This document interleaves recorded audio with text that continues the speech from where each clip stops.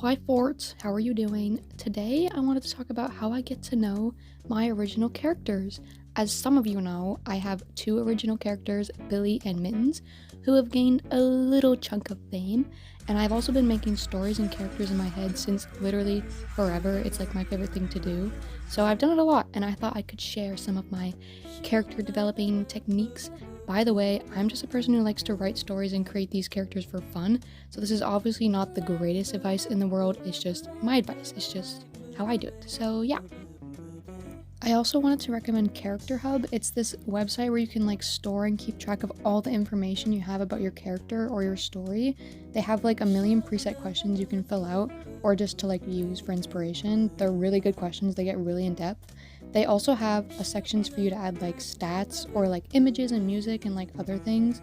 And it's also a social media website where you can look at other people's original characters and interact with them and stuff. I don't really know, I don't really use it, it's not my thing, but I just wanted to recommend it because it's really cool and it's also a really useful tool for those looking. Anyways, let's get into the video. The reason why I love writing so much is because of all the stories and characters that I've watched growing up and also that I still watch and that I continue to discover in my life. Stories are literally my best friend, and I mean that, especially as an autistic person growing up. I was a little alienated, I didn't connect with a lot of my peers, and they thought I was weird. But books and movies and shows kind of filled that hole a little bit, and they became a comfort to me. And they also inspired me to make stories of my own. My characters kind of develop like snowballs. They start with a small idea of what I picture the character to be like or what their purpose in the story is, and then it just expands and gets bigger over time.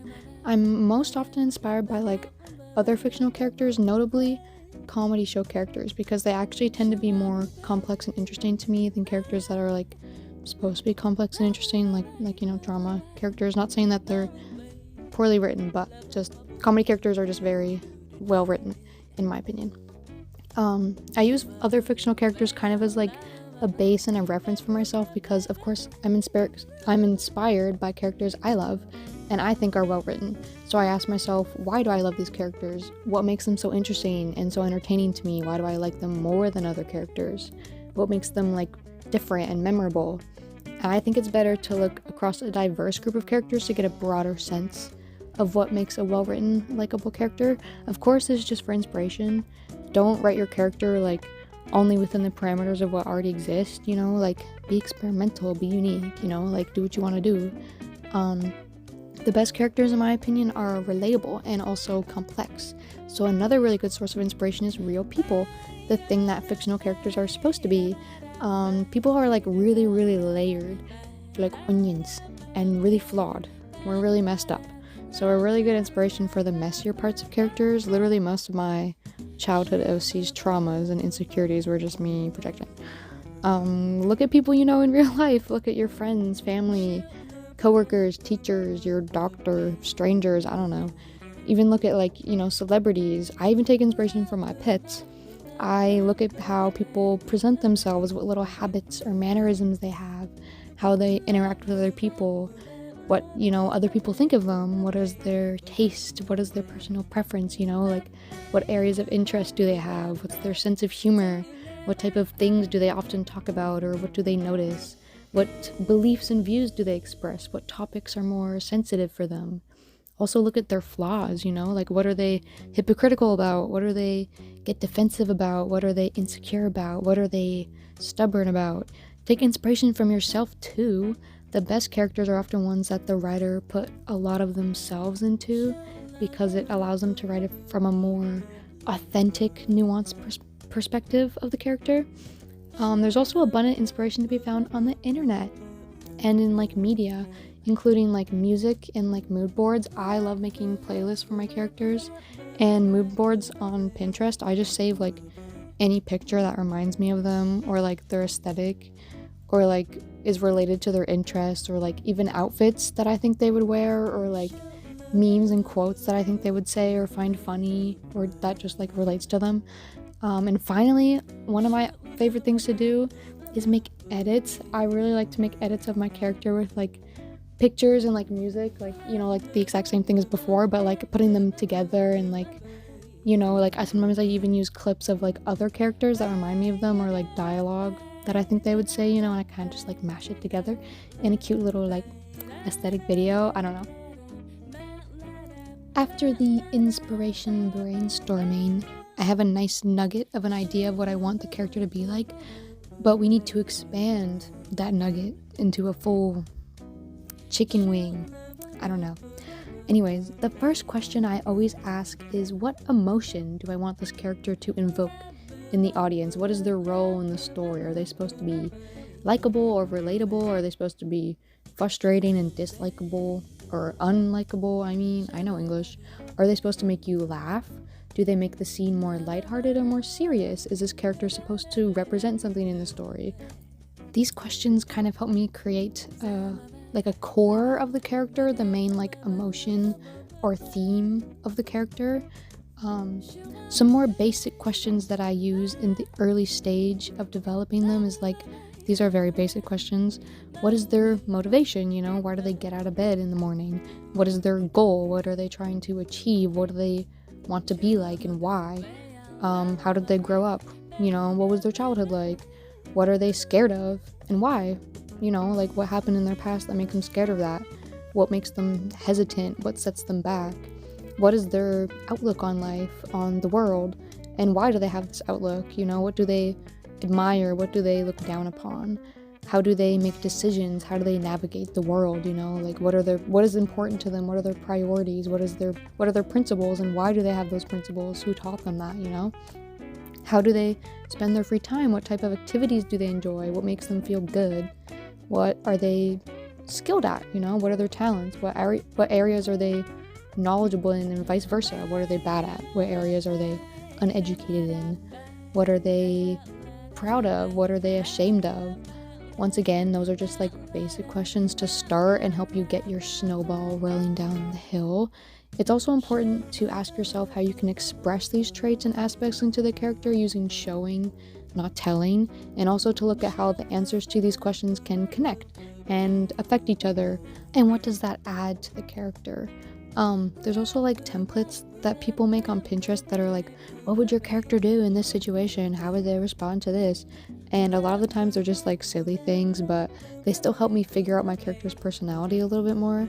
And there's also lots of personality quizzes like the Myers-Briggs 16 personality types, or like the 9 Anagram personality types, both of which are really in-depth quizzes with really in-depth answers if you need some further help understanding your character, you know? Drawing. I love drawing. When I'm working on a story or a character, I will just draw pages and pages and pages of sketches and random little like notes and ideas that come to me as I'm drawing. Most of my character work is done while I'm knee-deep in my sketchbook and listening to some music. Art is like my greatest brainstorming tool. It really helps visualize my story and my characters, and it makes them come to life. It makes them feel real. It makes, you know, like it really helps me capture their energy and attitude. I usually start with just like basic poses and expressions. How do they stand, you know? How do they carry themselves? What impression do they give off? What's their demeanor? What is their resting expression? And also like clothes. What clothes do they wear? Clothes can tell you a lot about a character. Do they put effort into their appearance? Are they more flashy or more conservative? Do they prefer fashion or functionality? Are they trying to say something with their clothing, you know? After I have an idea of how I want my character to look, I draw them in more dynamic poses that show off their personality and behavior. How do they walk? How do they eat? How do they sleep? How do they dance? Maybe they're not the dancing type, you know? I don't know. What activities or environments are they often in? Draw them partaking in their hobbies. How do they interact with their interests? How does it make them feel? Are they intense about it, or are they nonchalant? Is it calming or exciting for them? You can also expand into the world around your character and draw them in different environments. You know, like what places would they be in and why, and how would they interact with those places? How would they carry themselves in them, you know? How would they feel in those places? Are they confident or are they hesitant? Are they grumpy or cheery? Are they comfortable or uncomfortable? Draw them in situations that will invoke reactions in them to get a sense of their expressions and, like, you know, their reactivity, their temper, like how they behave when under when they're, you know, how do they act when they're angry, how do they act when they're surprised, sad, you know. But don't really focus on like the quality of these drawings, just focus on like expressing your character and like capturing their essence, you know. The oldest thing alive, time, probably. I think that makes sense.